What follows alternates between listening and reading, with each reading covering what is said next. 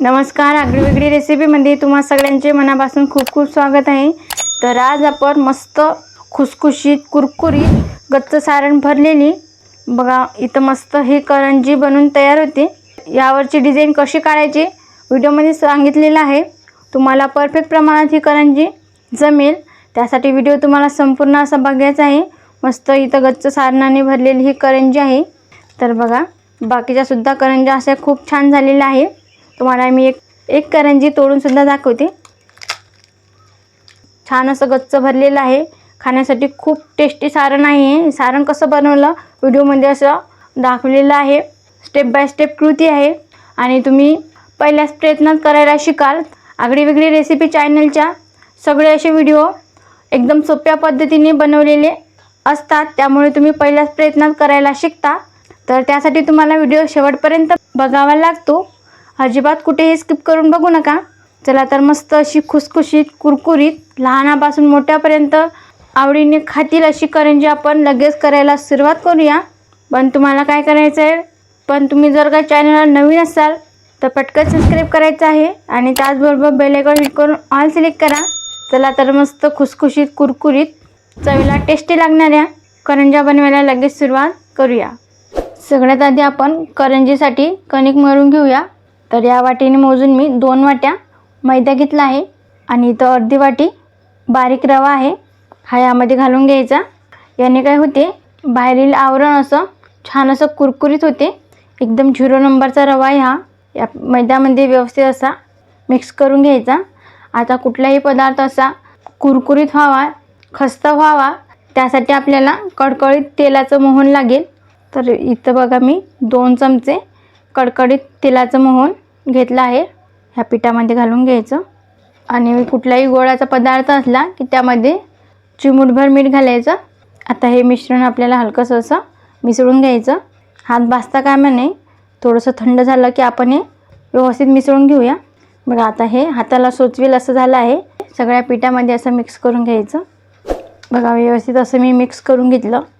आता आपल्याला यामध्ये थोडं थोडं पाणी घालून छान अशी कणिक मळून घ्यायची आहे।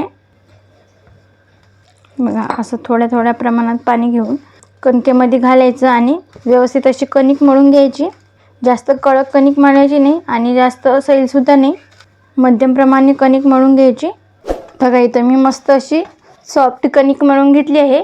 आता आपल्याला यावर झाकण ठेवायचं आणि अर्धा तास ही कणिक मळून घ्यायची आहे। बघा इथे सगळ्यात आधी मी गॅसवर कढई गरम करायला ठेवली आहे। यामध्ये 1 वाटी किसलेलं सुकं खोबरं आहे, हे आपल्याला भाजून घ्यायचं आहे। 1 वाटी रवा घेतला, हा बारीक रवा आहे। 1 वाटी पिठी साखर, 1 चमचा वेलची पूड, बघा इथे 3 चमचे काजू बदामची पूड आहे। आपल्याला 2-3 मिनटं गॅस मंद आचेवर करून खोबरं आधी भाजून घ्यायचं। 2 ते 3 मिनटं किसलेलं सुकं खोबरं व्यवस्थित असं मी परतून घेतलं।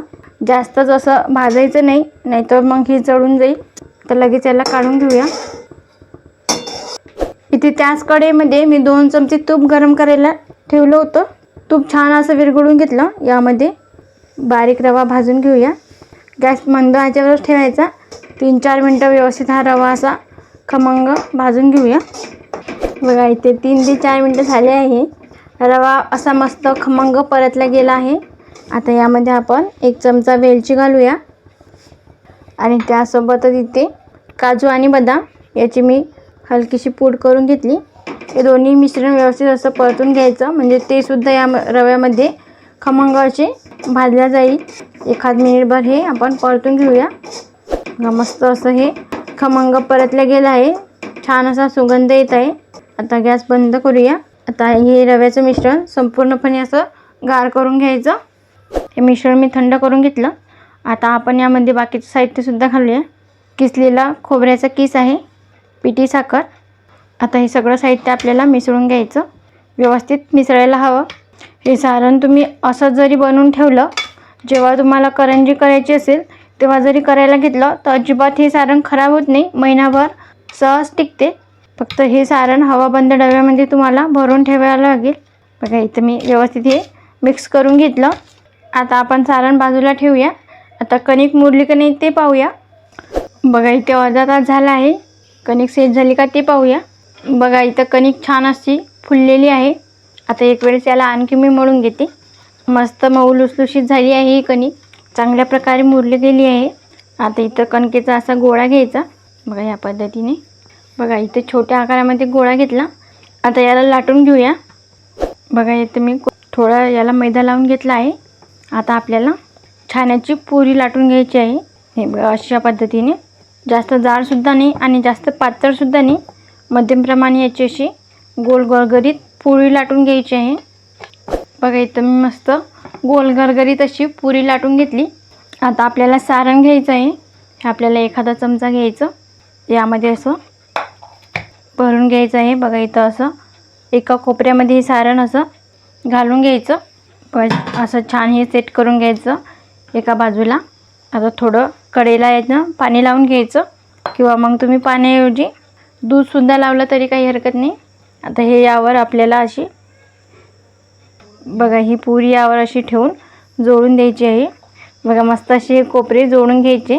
यावरती डिझाईनसाठी प्रत्येकाच्या घरामध्ये काटा चमचा तर असतोच, तर याने अशी डिझाईन करून घेऊया.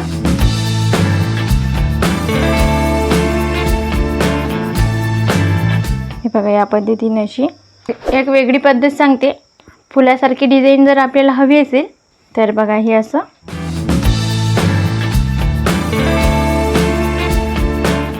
दिसायला सुद्धा खूप छान दिसते. मस्त इथं ही आपली करंजी बनलेली आहे, तुम्ही बघू शकता. आणखी मी तुम्हाला एक करंजी अशाच पद्धतीने बनवून दाखवते. बघा इथं ही एका प्लेटमध्ये ठेवून द्यायची. आणखी तेवढ्याच आकाराचे असे आपल्याला उंडा घ्यायचा आहे. बघा असं छान हातावर असं गोल मळून घ्यायचा थोडा. आता याला थोडं कोरडं पीठ लावून घेऊया.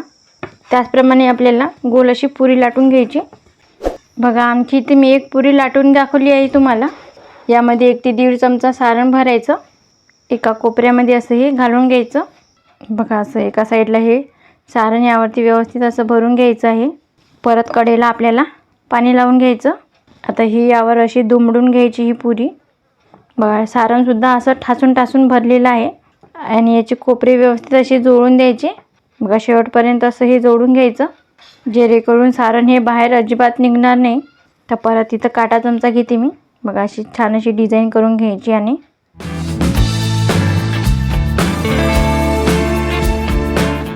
या पद्धतीने अशी काटा चमचा ह्या उलट्या बाजूने पकडायचा आहे.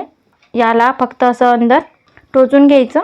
बघा या पद्धतीने जास्त जोरात टोचायचं नाही. छान ही अशी मस्त फुलासारखी डिझाईन तयार होती आणि दिसायला सुद्धा खूप सुंदर दिसते ही करंजी. बघा आता याच पद्धतीने मी सगळ्या अशा करंज्या तयार करून घेते. बघा इथे मी गॅसवर कढईमध्ये तेल गरम करायला ठेवलं आहे. त्याचसोबत इथं करंज्यासुद्धा बनवून तयार झाल्या आहे. तर यावर मी एक असं झाकण ठेवलं होतं. करंज्या सगळ्या करून घेतल्या.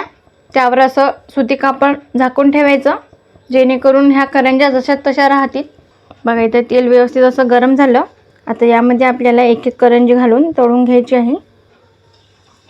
बघा या पद्धतीने जेवढ्या मावतील तेवढ्या घालून व्यवस्थित अशा तळून घ्यायच्या आहे. बघा इथं मी 3 अशा करंज्या तळून घेते. गॅस एकदम असा फुल आचेवर करायचा नाही, मध्यम आचेवरच ठेवून आपल्याला ह्या करंज्या व्यवस्थित तळून घ्यायच्या. बघा एक बाजू चांगली अशी तळून घ्यायची आहे आणि मग पलटी करायचं. छान अशा ह्या सोनेरी रंगावर हलकाशा तळून घेऊया. तुम्ही बघू शकता यावरची डिझाईन किती छान दिसते. ही करंजी करायला खूप सोपी आहे. यावरती असा सोनेरी रंग आला की आपण लगेच काढून घेऊया. बघा इथं करंज्या व्यवस्थित अशा सोनेरी रंगावर मी तळून घेतल्या. क्या बात आहे, मस्त अशा सुंदर झालेल्या आहे. बघा आणि दिसतात खूप छान. संपूर्ण तेल असं झाऱ्यातून निथळून काढायचं आणि लगेच ही करंजी एका परातमध्ये काढून घ्यायची आहे. बघा या पद्धतीने बाहेरील आवरण हे छान असं कुरकुरीत होते, अजिबात नरम पडत नाही. तुम्ही बघू शकता अशाच या गोल्डन रंगावर तळून घ्यायच्या आहे. आता याच पद्धतीने आपण सगळ्या करंज्या अशा तळून घेऊया. तर बघा इथं आपल्या करंज्या बनवून तयार आहे. मस्त अशा डिझाईनच्या हे करंज्या झालेल्या आहे. तुम्ही बघू शकता खूप छान झालेले आहे. बाहेरून अशा क्रिस्पी आणि आतून मस्त गच्च सारण भरलेलं आहे. खायला खूप अशा टेस्टी लागतात. तुम्ही सुद्धा एकदा ही रेसिपी नक्की करून बघा. लहानापासून तर मोठ्यापर्यंत हे करंजी आवडीने खातील. तळल्यानंतर ह्या करंज्या याचं सारण पकडून 1 किलोच्या प्रमाणात अशा परफेक्ट होतात. तर तुम्हीसुद्धा एकदा ही रेसिपी करून बघा, तुम्हाला खूप आवडणार आहे. कमेंटमध्ये सांगायला विसरू नका की रेसिपी कशी झाली ते. तुम्हाला जर आजचा व्हिडिओ आवडला असेल तर लाईक करा, जास्तीत जास्त तुमच्या फ्रेंड फॅमिलीसोबत शेअर करा. तसेच आगळी वेगळी रेसिपीला सबस्क्राईब करायला विसरू नका आणि त्याचबरोबर बेल आयकॉन हिट करून ऑल सिलेक्ट करा, जेणेकरून मी छान छान रेसिपी अपलोड करते त्याची नोटिफिकेशन तुम्हाला येऊन जाईल. आज वेळात वेळ काढून तुम्ही ही रेसिपी बघितल्याबद्दल तुम्हा सगळ्यांचे मनापासून खूप खूप धन्यवाद. अशी छान छान रेसिपी तुम्हीसुद्धा खात जा. भेटूया नेक्स्ट व्हिडिओमध्ये.